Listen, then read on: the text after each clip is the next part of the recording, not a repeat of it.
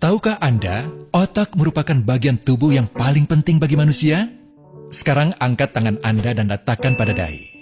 Tepat di situ, ada bagian otak yang paling istimewa. Bagian itu disebut prefrontal cortex atau disingkat PFC.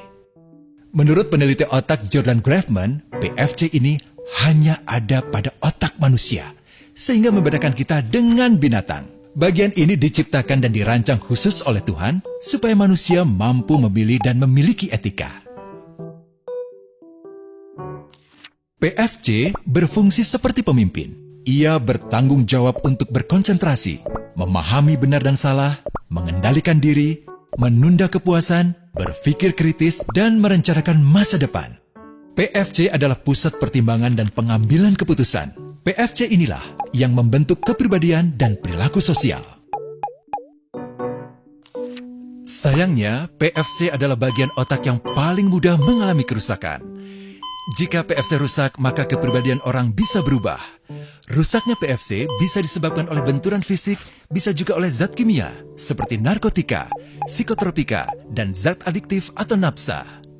Dan ternyata penyebab paling merusak juga pornografi, yang disebut narkolema, narkotika lewat mata. Bagaimana pornografi mempengaruhi otak dan pikiran kita? Adi, remaja 12 tahun, melihat gambar di TV yang menjurus ke porno. Awalnya, ia merasa kaget dan jijik. Ini karena sistem limbik di otak Adi menjadi aktif. Sistem limbik mengatur emosi juga keinginan makan, minum, dan berhubungan seksual. Sistem limbik ini kemudian mengaktifkan zat kimia otak bernama dopamin. Dopamin memberi rasa senang, penasaran, sekaligus kecanduan. Zat ini juga aktif jika orang mengkonsumsi nafsa. Oleh karena itu, sifat candu pornografi sama dengan sifat candu nafsa. Otak akan mengingat apa yang membuat Adi senang dan bagaimana ia memperolehnya. Jika Adi mendapatkan pembinaan akhlak, etika yang baik, dan patuh pada norma sosial, dorongan melihat pornografi, meskipun menyenangkan, akan ia abaikan. Namun karena hal itu tidak ada pada diri Adi, ketika ia sedang merasa bosan dan ingin mencari kesenangan, otak akan mendorongnya agar melihat pornografi lagi. Namun lama-lama, Adi bosan melihat jenis gambar yang sama, dan butuh yang lebih porno untuk memicu rasa senang. Sekarang, dengan internet, pornografi menjadi jauh lebih mudah didapat. Pertama, Adi membuka internet dan tidak sengaja melihat gambar yang menjurus ke porno. Berikutnya, ia sengaja membuka lagi untuk melihat yang lebih porno. Awalnya melihat yang sedikit terbuka, lama-lama semuanya terbuka.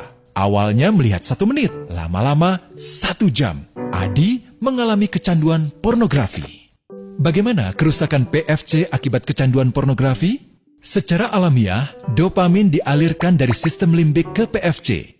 Orang yang kecanduan pornografi akan mengalirkan dopamin secara berlebihan sehingga membanjiri PFC. PFC menjadi tidak aktif karena terendam dopamin. Semakin sering PFC tidak aktif, ia akan semakin mengerut dan fungsinya terganggu. Sistem limbik justru akan berkembang semakin besar karena terus mengaktifkan dopamin, sehingga Adi cenderung untuk terus mencari kesenangan tanpa takut atas akibatnya. Jika tidak ditangani segera, Adi berpeluang besar menjadi pelanggan pornografi seumur hidup dan mengalami kerusakan otak di bagian PFC. Awalnya, ia akan kehilangan konsentrasi, penurunan kemampuan menimbang benar dan salah, serta berkurangnya kemampuan mengambil keputusan. Lama-lama, besar kemungkinan ia akan melakukan masturbasi, oral seks, hubungan seksual suka sama suka, dan mudah berganti-ganti pasangan seksual.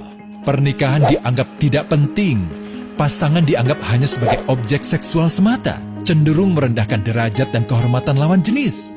Selera hubungan seksualnya pun tidak sehat dan seenaknya, kasar sampai tega memperkosa. Manusia jadi tidak ada bedanya dengan binatang. Inilah dampak yang terjadi akibat kerusakan PFC.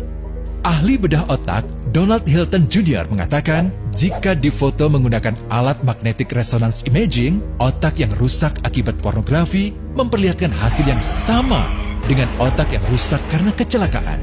Ia juga mengatakan, Berbeda dengan dampak nafsa yang merusak otak di 3 bagian, pecandu pornografi yang sudah melakukan hubungan seks dengan anak-anak mengalami kerusakan otak di 5 bagian.